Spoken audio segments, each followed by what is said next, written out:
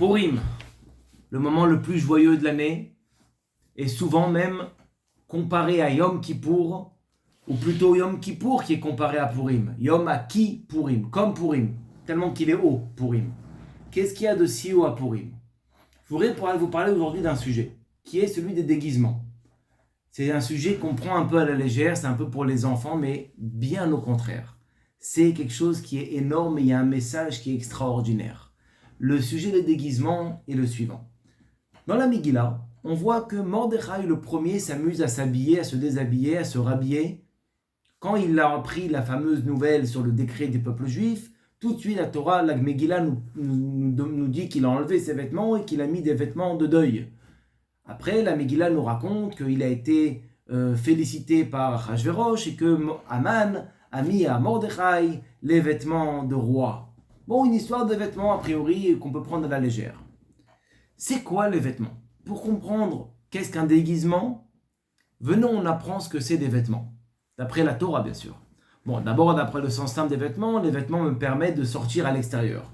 C'est-à-dire que quand je veux exprimer qui je suis, je mets des vêtements.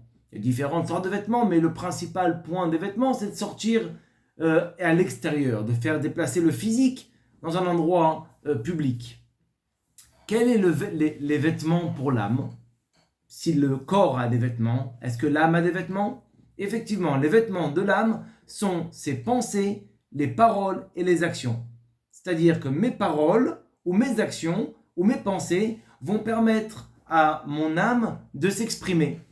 Alors, il y a les bonnes pensées, les bonnes paroles, les bonnes actions, il y a les mauvaises. Bon, alors qui suis-je moi dans tout ça? C'est qui moi? Si mes pensées, moi je pensais que j'étais mes pensées. Alors si moi je ne suis pas mes pensées, ni mes paroles, ni mes actions, alors qui suis-je? Et là vient le message de Purim. Et il nous dit comme ça. Est-ce que tu penses que tu es tes pensées? Est-ce que tu te définis, toi, par ton caractère, par ce que tu es devenu, ce que tu as réussi ou ce que tu as raté? Mais c'est une grande erreur.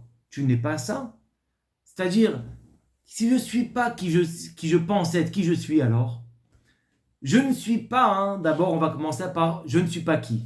Je ne suis pas ce qui me définit, la personne peureuse ou paresseuse ou honteuse ou radine ou nerveuse, coléreuse.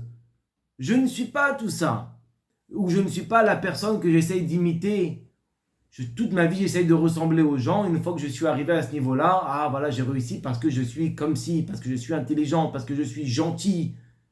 Même dans le bien, aussi bien dans le bien que dans le mal. Alors si je ne suis pas tous ces points qui me caractérisent, qui me définissent, qui je suis?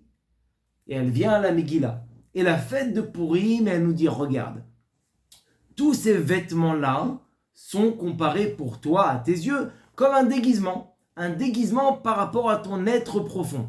Et qui tu es profondément? Une parcelle d'Akadosh Baruch Hu. Une parcelle du bon Dieu. Alors vous allez me dire, oui c'est bon, on connaît, on a déjà entendu qu'un juif c'est une partie de Dieu. Mais est-ce qu'on comprend ce que ça veut dire? Si je prends une pomme et je donne un quartier de pomme, est-ce que on peut dire que c'est pas une pomme parce qu'elle n'est pas entière? Ça a la couleur de la pomme, le goût de la pomme, la texture de la pomme, toutes les caractéristiques de la pomme. Quand on dit que Hachem nous donne une partie de lui, ça veut dire qu'il nous a donné une partie de la bonté absolue, de l'infini, de la justice, de la droiture, de pouvoir donner sans penser à récupérer, d'être bon à l'infini. Une partie de Dieu, est-ce qu'on a idée de ce que ça représente? On n'a aucune idée de ce que ça représente. Et Purim vient et nous dit, regarde, tout est déguisement, tout n'est qu'un des grands déguisements. Et comprends que toi, le premier, toute l'année, tu es déguisé. Seulement que tu l'as oublié. Tu penses que toi, tu es ça. Tu t'es défini comme une personne feignante, peureuse, gentille, généreuse. Est-ce que c'est toi? Mais tu es bien plus que tous ces moules dans lesquels tu veux rentrer, toi ou les autres. Toi-même, tu es une partie de Dieu. Et il vient, le Shulchan Aruch, et nous dit, ah Purim, il faut se déguiser. Il faut faire un petit... Pourquoi? Pour te faire rappeler ça. Mais le premier qui s'est déguisé, vous savez c'est qui? Le premier qui s'est déguisé, c'est ni plus ni moins que Yaakov Avinu. Oui, il s'est déguisé quand il a mis les vêtements de Esav pour récupérer les brachot chez son père Yitzhak. Mais je vous pose une question. Pourquoi il a fait ça? Parce que sa mère, elle lui a demandé. Mais pourquoi sa mère, elle lui a demandé? Pourquoi sa mère, elle n'a pas dit à Yitzhak, écoute chérie, oh, c'est pour mes frères ainsi bien sûr, pourquoi tu fais ça? Pourquoi tu... Donne les brachot à Yaakov, qu'est-ce que tu vas donner les brachot à Esav? Esav c'est un voyou, Yaakov c'est un sadique, il saura quoi en faire. Pourquoi tu ne donnes pas les brachot? Parce que en fait, Rivka c'est une matriarche. Elle ne pense pas à son Yaakov à elle. Elle pense à tous les Yaakov, à tous les petits-fils, garçons ou filles, qui vont se déguiser en Esav dans toutes les générations qui vont venir, qui vont se déguiser en Esav quand ils vont se comporter comme un comportement de Esav et qui vont croire que c'est devenu eux-mêmes. Elle vient, Rivka, elle te dit non, c'est Yaakov. Les brachot, elles sont à toi. Ne crois pas que tu es Esav, tu es déguisé en Esav. Celui qui a commencé ce petit jeu de déguisement, c'est pas Yaakov. Avant Yaakov, il y a quelqu'un d'autre. C'est Hachem, lui-même. La Gemara pose la question, elle dit, où est-ce qu'il y a une allusion de la Megillah dans la Torah? Et la Gemara répond, le passou qui dit, Vanochi aster astir, et moi, caché, je me cacherai. Il dit Hachem, je me cacherai. C'est-à-dire qu'en fait, celui qui a commencé ce petit jeu de cache-cache, de déguisement, c'est Hachem. Quand il dit, je me suis caché, où est-ce qu'il se cache? Dans le monde, puisque tout est lui.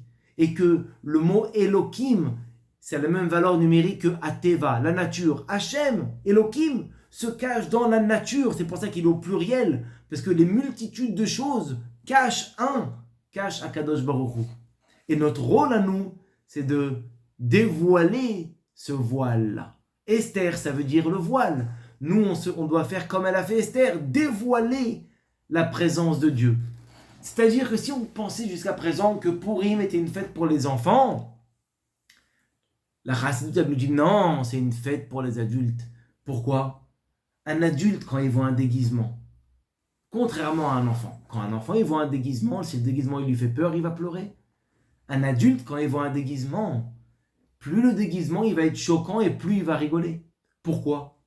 Pourquoi on n'a pas peur? Parce qu'on sait que c'est un déguisement. C'est-à-dire que Purim, malgré le fait que c'est ad deloyada, au-dessus du date, au-dessus de la logique, le fait même qu'on va rentrer dans Purim et qu'on va comprendre que notre personnalité est au-dessus de toute logique, puisque c'est Akadosh Baruch Hu en nous. Alors on va pouvoir voir comment Dieu est déguisé dans chaque chose. On va voir le monde, même les endroits du monde qui font peur, même les situations du monde qui font peur.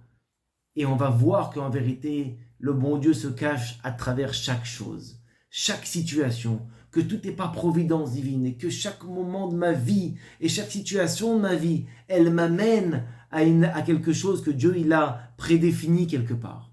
Je dois voir où est-ce que Dieu se déguise dans tout le monde. Je dois réussir à voir où Dieu se déguise dans moi, dans l'autre, dans mon couple, que finalement tout est Hachem. Et aussi pour finir, avec mes enfants. Avec mes enfants que j'ai fait grandir, que j'aime tellement, mais qui parfois prennent un petit déguisement de l'enfant qui est turbulent, l'enfant qui est hyperactif, l'enfant qui est insolent, l'enfant qui rejette et qui renie tout ce que je lui ai enseigné, l'enfant qui est toujours triste, l'enfant qui est toujours en train de se battre ou faire des disputes ou mettre du désordre dans la maison. Tous ces comportements ne sont pas nos enfants. Tous ces comportements sont des étiquettes qu'il a mis, un déguisement qu'il a mis et qu'il peut enlever. Vous savez ce que ça veut dire? Voir une personne comme en étant sûr que c'est un déguisement, ça ne doit pas être une idée générale de la vie, ça doit être quelque chose de très puissant chez nous. Imaginez-vous que voilà, j'ai un enfant qui s'est déguisé, pas en Purim, on va dire qu'il s'est déguisé en petite fille. Donc il a mis une perruque avec deux petites couettes comme ça. Moi je l'appelle et je dis Moshe, viens, c'est la Megillah. Quelqu'un qui m'entend dire à une petite fille Moshe, il lui dit mais de quoi tu parles? C'est une petite fille. Qu'est-ce que je vais dire moi? Arrête, c'est mon fils. Pour moi c'est étonnant. C'est même pas étonnant, pardon, c'est clair. C'est pas une petite fille, c'est Moshe. Viens écouter la Megillah. C'est le même principe. Ce que l'enfant met comme déguisement, pour nous, ça doit être évident que c'est un déguisement.